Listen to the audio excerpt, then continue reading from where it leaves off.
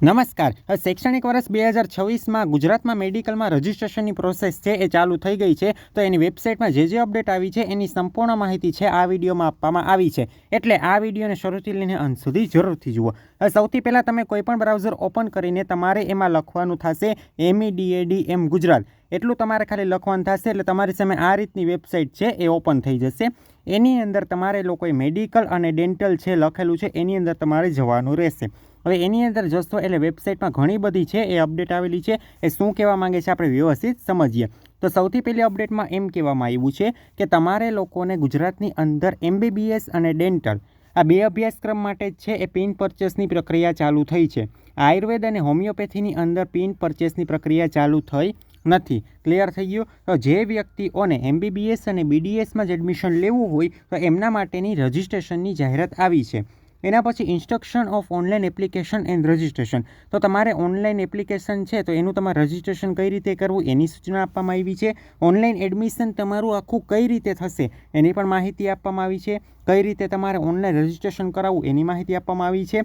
એના પછી list of the document required four admission process, જે આપણી મેડિકલની એડમિશનની પ્રોસિજર થાય છે એની અંદર તમારે કયા કયા ડોક્યુમેન્ટની જરૂર પડે એની સંપૂર્ણ માહિતી આપવામાં આવી છે. આપણે ઓલરેડી એનો એક સેપરેટ વિડીયો બનાવેલો જ હતો કે તમારે લોકોએ કયા કયા ડોક્યુમેન્ટ છે મેડિકલની અંદર જોશે.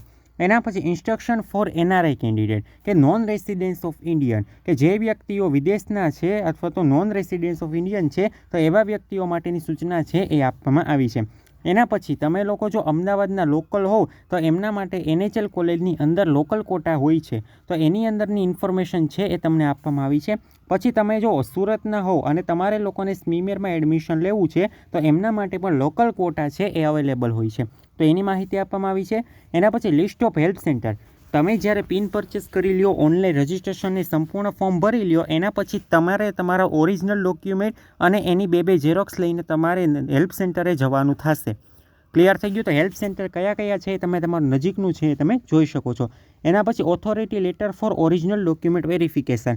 હવે જ્યારે તમે લોકો ફોર્મ ભરો છો ત્યારે ફોર્મ તો ઓનલાઈન ભરાઈ જાય છે પણ તમારે વેરિફિકેશન માટે હેલ્પ સેન્ટર જવું પડે. હવે એવું હોય કે ભાઈ માની લો કે સ્ટુડન્ટ છે એ કદાચ બહાર ગયા હોય તો એ બહાર હોય અથવા તો આઉટ ઓફ સ્ટેટ હોય તો હવે એ લોકો વેરિફિકેશનમાં ના પહોંચી શકે તો એ લોકો ઓનલાઈન ફોર્મ તો ભરી નાખે પણ એની જગ્યાએ છે બીજા વ્યક્તિ પણ વેરિફિકેશન કરવા માટે જઈ શકે છે.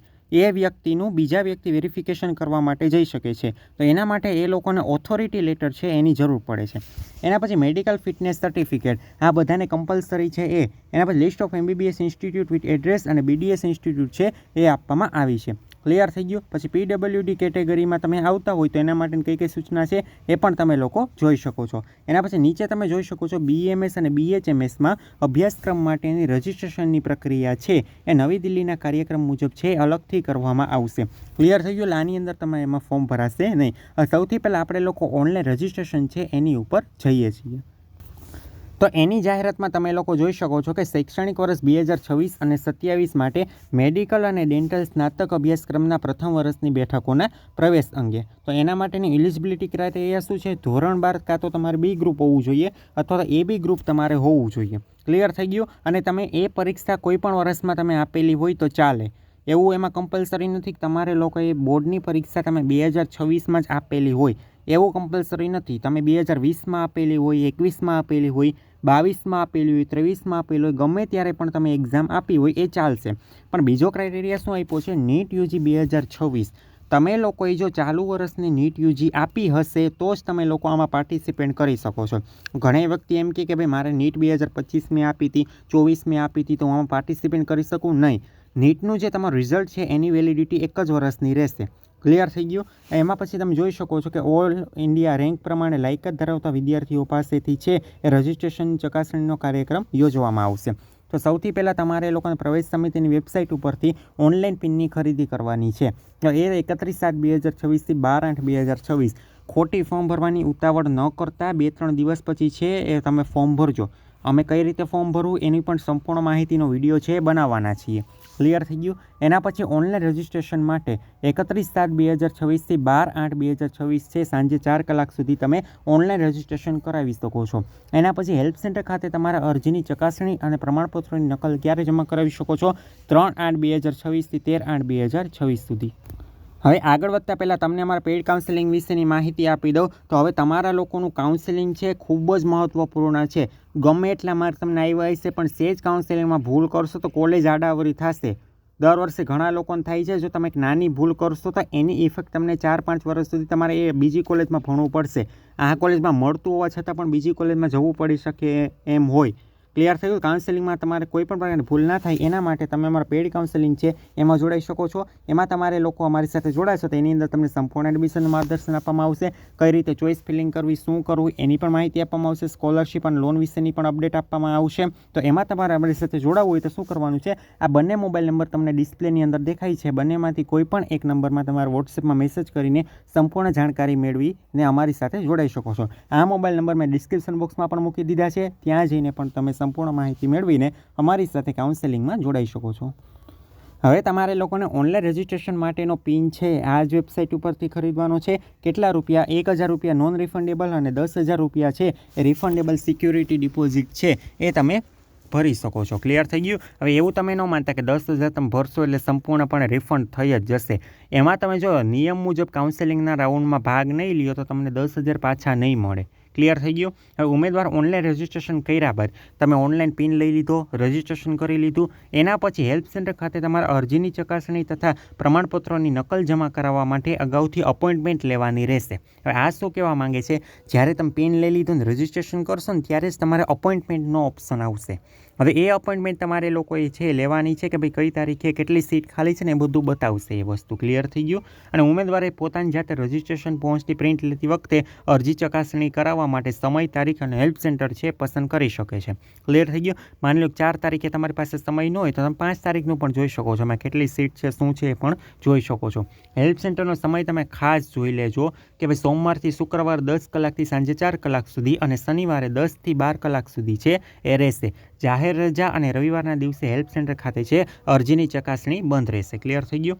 લોકલ કોટાના ઉમેદવારો માટે તો જે ઉમેદવારો NHL અથવા તો સુરતની સ્મીમેર કોલેજની અંદર લોકલ કોટામાં તમે અરજી કરવા માંગતા હોય તો તેવા ઉમેદવારોએ પોતાનું ઓનલાઈન રજિસ્ટ્રેશન કર્યા ઉપરાંત લોકલ અમદાવાદ અથવા સુરતના રહેવાસી છે તેવું પ્રમાણપત્ર છે સંસ્થાના ડીનશ્રી પાસેથી મેળવવું જરૂરી છે. ક્લિયર થઈ ગયું? અને NRI ઉમેદવારો માટે તમે જોઈ શકો છો 10,000 રૂપિયાનો ડિમાન્ડ ડ્રાફ્ટ છે એ એડમિશનની કમિટી ખાતે છે એ તમારે જમા કરાવવાનો છે. ક્લિયર થઈ ગયું? આ વસ્તુ પહેલાં તમને સમજાઈ ગઈ. હવે ઓનલાઈન રજિસ્ટ્રેશન માટેની તમે સૂચનાને એ તમે જોઈ શકો છો. ક્લિયર થઈ ગયું? તો આના ઉપર હું એક સેપરેટ તમને વિડીયો બનાવી દઈશ કે જેથી તમને લોકોને ખ્યાલ આવી જાય. ક્લિયર થઈ ગઈ આ વસ્તુ? હવે આપણે હેલ્પ સેન્ટર છે તો એની આપણે યાદી જોઈએ છીએ. તો તમારે લોકોને હેલ્પ સેન્ટરની યાદી જોવી હોય તો લિસ્ટ ઓફ હેલ્પ સેન્ટર એવું લખેલું છે. તમે આમાં હેલ્પ સેન્ટર છે એ જોઈ શકો છો. ક્લિયર થઈ ગયું? એટલે તમને જે પણ નજીક પડતું હોય ને હેલ્પ સેન્ટર ત્યાં તમારે લોકોએ છે એ જવાનું છે. એવું ફરજિયાત નથી કે ભાઈ તમારે લોકોને ગાંધીનગરનું હેલ્પ સેન્ટર પસંદ કરવું તો એવું તમારે ફરજિયાત નથી. ક્લિયર થઈ ગયું? પણ અમુક વ્યક્તિઓ માટે છે ગાંધીનગરનું હેલ્પ સેન્ટર ફરજિયાત છે. કોના માટે? કે જે વિદ્યાર્થીઓએ 10મું અને 12મું છે એ અધર બોર્ડમાંથી પાસ કર્યું છે, ICSCમાંથી પાસ કર્યું છે કે NIOSમાંથી પાસ કર્યું હોય તો એ વ્યક્તિઓને માત્ર ને માત્ર જીમર્સ મેડિકલ ગાંધીનગરનો જ ઓપ્શન મળશે.